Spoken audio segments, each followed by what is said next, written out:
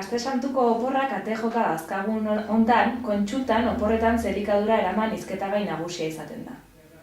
Oporrak gaizki elikatzearekin erlazionatzen da, edo hala iruditzen zait niri behintzat. Baina zergatik iruditzen zaigu ona gure osasunarentzat txarra dena. Bai, badakit, gustatiboki osasunarentzat txarra dena goxoa izaten dela. Baina zergatik ez diogu buelta ematen, zergatik ez gara saiatzen elikagaiak, behar ditugun elikagaiak, beste modu batean sukaldatzen eta mimoarekin tratatzen. Egunerokotasunean jatea tramite hutsa izaten da, eta noski, prisaka bizi garen jendarte hontan, bazkari eta afariak prestatzeari denbora minimoa eskaintzen diogu.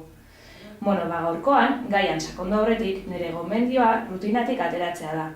Benetan hainbeste gustoko baduzu jatea, badira modu azkarrak zein osasuntsuak goxoagoa eta ez hain aspergarri jateko. Zenbatetan entzun dugu litxakeriren bati uko egiten diogunean, zer zaude dietan? Nik neuk askotan ez esan dut, baina ze demontre, hori gezurra da. Mundu guztia dago dietan. Dieta grekotik datorren hitza da, eta bizitzeko modua esan nahi du. Beraz, denok eramaten dugu dieta bat edo beste. Gure gorputza zaintzea ez da txarra, harro egoteko zerbait da. Gure gorputza maite dugunaren seinale da. Baina tira, hausnarketa hau eginda, oporrak disfrutatzeko dira, deskonektatzeko.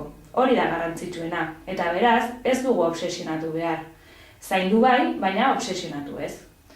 Oporren alde ona argaltzeko prozesuetan zera da, erlaxatu egiten garela.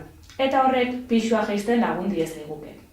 Estresak izendu egiten duen bezala, erlaxatzean desblokeatu egingo baitkara eta horrek lagundu egingo digu pisuaren jatxieran. Lehenik eta behin, argaltzeko prozesu batean bazaude, opor hauetarako helburu zehatzak markatuko ditugu. Zein da gure helburua? Pisua jaisten jarraitzea edo mantentzea. Nire gomendioa mantentzea. Errealistak izan da, seguruena, pekatutxoren bat edo beste egingo dugu. Eta beraz, pisua jaisteko helburua markatzen badugu, frustratu egin gaitezke. Helburua markatuta, zer egingo dugu pisua mantentzeko? Etxean egiten ditugun otordu kopuru berdina egiten saiatuko gara. Hau da, 5 otordu egiten baditugu, otordu nagusietatik kanpo jango duguna, guk eramango dugu. Horretarako, erosi frutapiezak, frutu lehorrak eta modu horretan ez duzu bestelako bokadilloen edo pintxoen beharrik izango. Kondutan hartzeko beste puntu bat, ura da. Eraman ura zurekin. Zertarako, egarria baduzu, ura dateko eta ez beste ezer. Askotan, egarria dugunare gaitzakiarekin zeo zer jatera joaten gara. Aldiz, eskura ura eramaten badugu, ez dugu sentsazio hori izango eta ondo aguantatuko dugu. Bestalde, zer jaten dut, kanpoan edo jatetxeren batean jan behar badut. Alde batetik, modu orokor batean esan da, beti barazki plater bat hartu lehen plater moduan. Eta ondoren, haragia edo arraia, alik eta saltsa gutxienarekin, eta noski ogiaren kontrolarekin. Bestalde batetik, oporretan goazenean, tokiko edo bertako produktuak probatzea gustatzen zaigu. Nola egin dezakegu, gehiegi ez jateko eta denetarik probatzeko. Beste norbaitekin bazoazte, konpartitu platerak. Modu horretan, bikoitza probatuko duzue otordu bakoitzean. Horrez gain, oporretan normalean baina alkohol gehiago edaten da. Ardoko patxo bat hemendik, zurito bat handik, eta horrela. Elikadura nahiko ondo eramaten baduzu, noizbehinka horrelako kapritxak hartzeagatik ez da ezer pasatzen.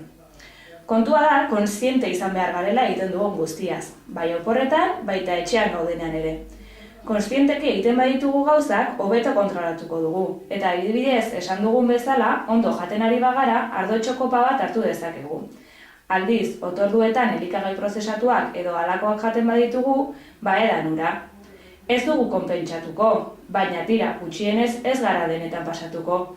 Ez da barra librea izango oporretan nagoelako.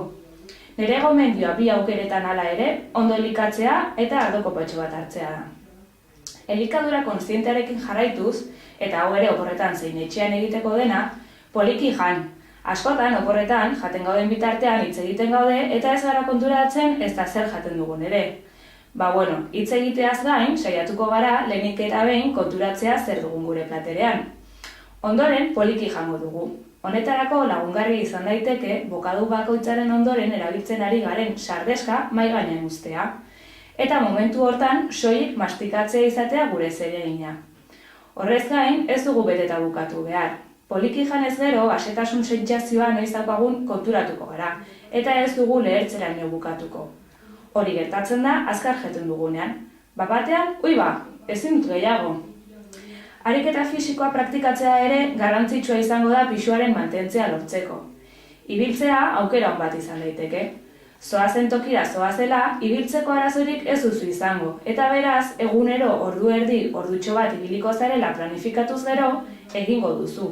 Bestela, inertziak eramako zaitu, eta egunak pasatzen utziko dituzu. Beraz, laburbilduz, oporretan disfrutatu, erlaxatu zaitez, eta kontziente izan egiten duzunaz. Bukatzeko, errezetatxo bat, eguraldion egiten hasi denez, lekaleak entxaladan jateko momentua iritsi da. Behar ditugun osagaiak dira pertsonako. 80 gramo lenteja gordin, aguakate erdi bat, azenario txiki bat edo erdi bat, gazta freskoa, tipulin erdi bat eta lombarda eren bat. Egiteko, lehenik eta behin lentejak egosiko ditugu, beste alde batetik barazkiak eta gainontzeko osagaiak zatitu egingo ditugu, eta bol batean jarriko ditugu. Lentejak prest dauzkagunean, urrotzetik pasa eta ura ondo xukatzen denean bolera gehitu. Azkenik gatza, limoia, olioa maneatuko dugu eta listo. Nire gomendioa lehenago maneatua ustea da, zapore guztiak elkar daitezen, eta probatu. Lekalea gustatzen ez bazaizkizu ere, baliteke entxalada moduan gustoko izatea. Zaporea suabeagoa delako. Besterik ez gaurkoz, horrelako informazio edo errezeta gehiago ikusi nahi badituzu, sartu irubebikoitza.garazilizarraga.comen edo Facebooken Garazilizarraga dietista eta nutrizionista moduan aurkituko nauzu. Disfrutatu oporrez!